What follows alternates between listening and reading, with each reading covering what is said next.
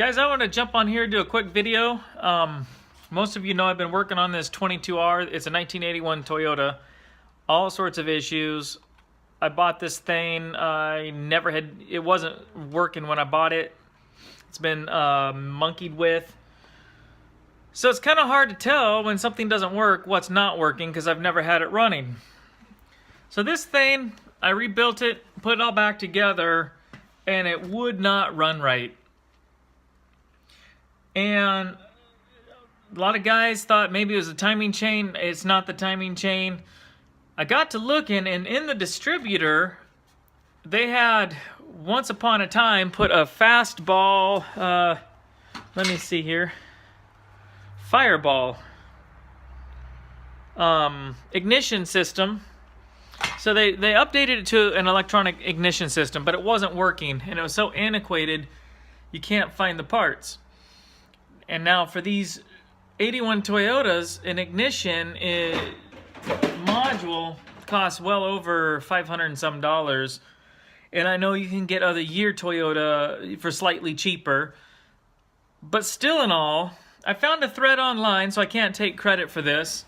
And I'm going to show you kind of how I solved this problem for cheap.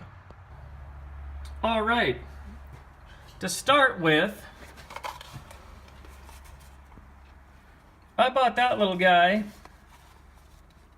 and that is, I'll show you the box. I got these at O'Reilly's.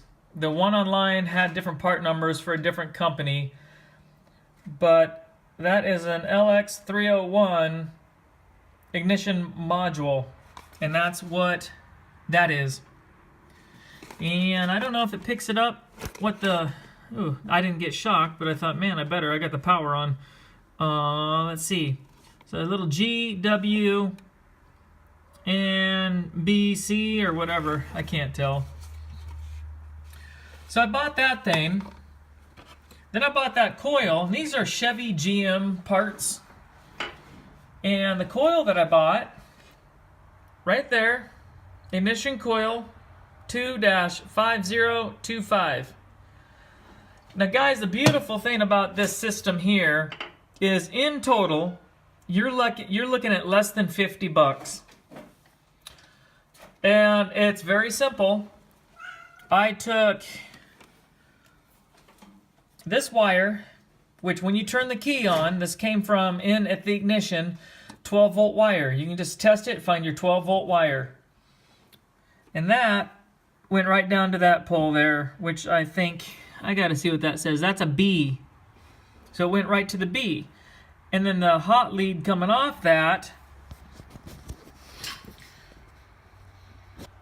went, I don't know why that went black, but it did. It goes over to the positive on the coil.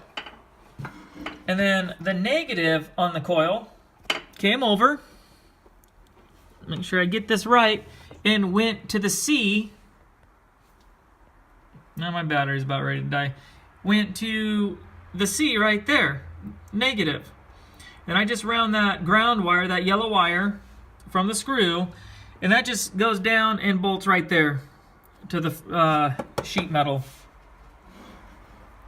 Now, this was an extra wire. They had 2 wires coming in. This one I tested it for like 4 volts. I don't know what it's for yet. But that went to the old electronic system. Now, those wires there, which are the G and W, just ran them over into the distributor.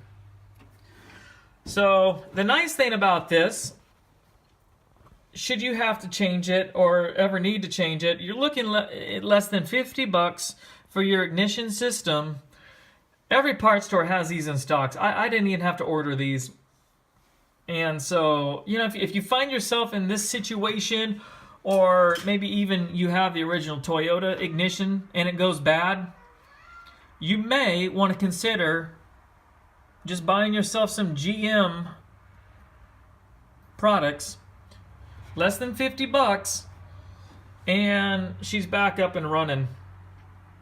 There again, I cannot take credit for this. There's a guy who does an awesome write-up online, and he even has wiring diagrams, you name it. I'm trying to think of what he called it. Something to do with overriding a Toyota ignition system or something like that.